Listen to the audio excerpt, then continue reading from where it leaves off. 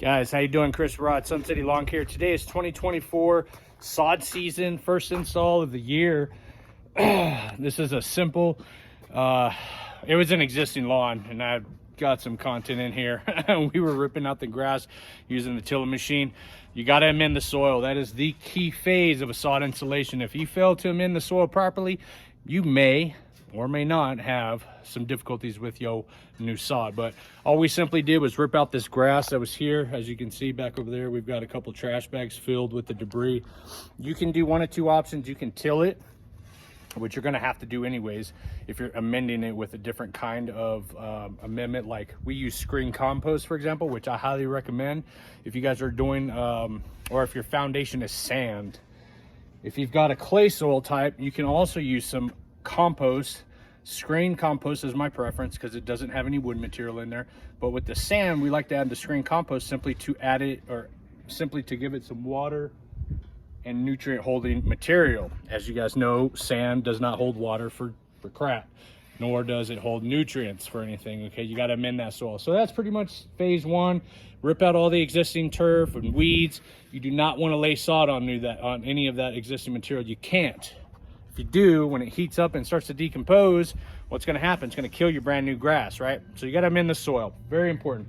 So you till it up. You can use a sod cutter if you like. That's another option. However, those roots of whatever you cut out are still going to be there, which means they're going to emerge, which is why I like to till. You get more of that root system that you can just rake out. Phase one, so we're kind of doing a final cleanup as far as the sod installation. We do a two-step phase. We do a soil preparation phase where I spend a lot of time doing this, and I do it because I care, okay? And then you simply lay your sod. But what I'm going to do now is I'm going to start the leveling process.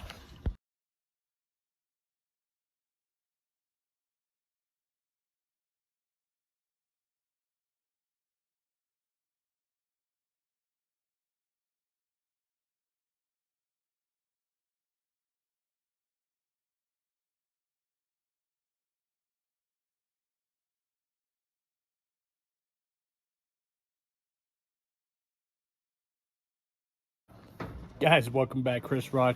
Today we're actually finalizing a sod installation here in West Texas, in El Paso, West Texas. As you guys can see, we've got these tiny little gates that we are always having to go through. We don't have the luxury of user properties where we can, you know, forklift a pallet all the way to the staging area where the lawn is. Every now and again we'll get lucky and we'll go ahead and get some of these double wide gates, but it just don't happen in West Texas. So as Nick's laying more sod, I just wanted to give you guys a couple pointers, some tips, what I consider to be my top tips, if you will, when it comes to laying sod. One of the first ones is, as I've already mentioned, your soil prep. Got to be, you know, next level on the soil prep, meaning amend the soil. Till it if you got to till it. Don't be lazy and just use a sod cutter. You know, those roots are still going to be in there.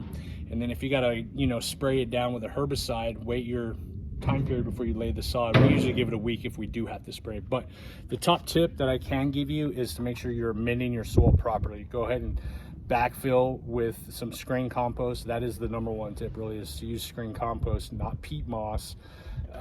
Screen compost if you have to. And then tip number two is you want to go ahead and get yourself one of those bad boys right there. That's a roller, okay? So this right here is literally a landscape or sod roller, and you have the ability to fill it with water, okay? If you don't have one, you can actually rent one from your big box store, okay?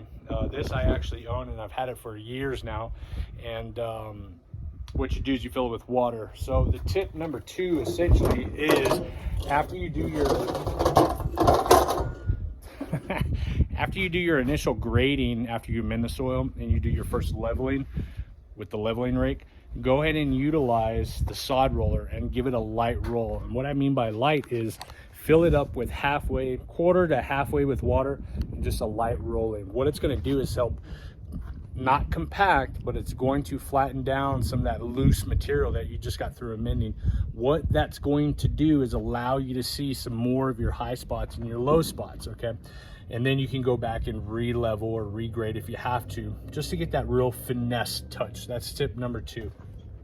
Tip number three, this one is probably besides the soil amendment phase, is probably my second phase. Can you tell the discoloration between the line that he's laying the sod, the row, compared to this side over here?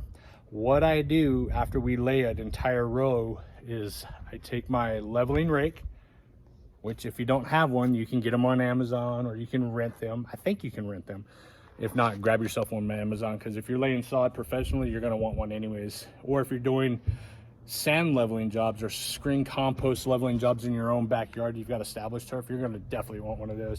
But what I do is, before we lay the next row, is I'll go ahead and take the leveling rake and level out the soil again. That's definitely top tip number 3. It just helps keep everything smooth, because you're going to be walking on this soil. You're going to have some foot indentations. You want to make sure it's as smooth and as level as possible.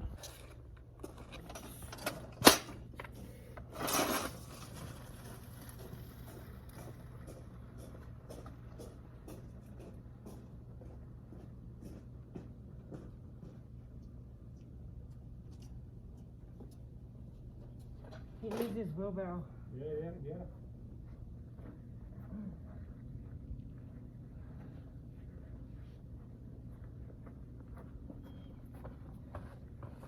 Start it halfway. Halfway, there you go.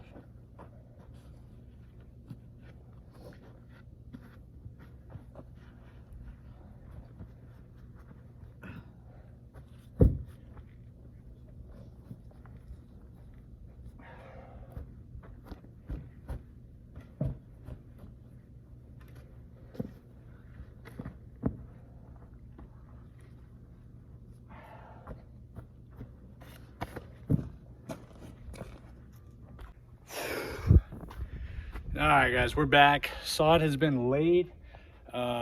We've already cut all the edges out.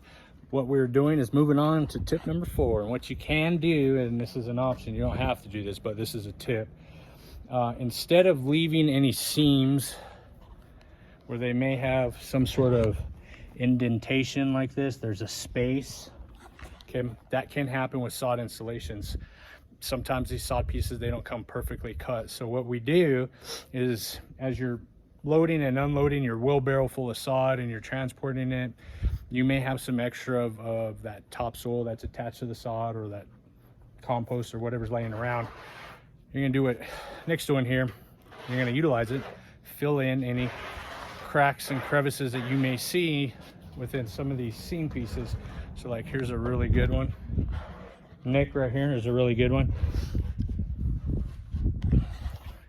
You're gonna go ahead and fill in that space right there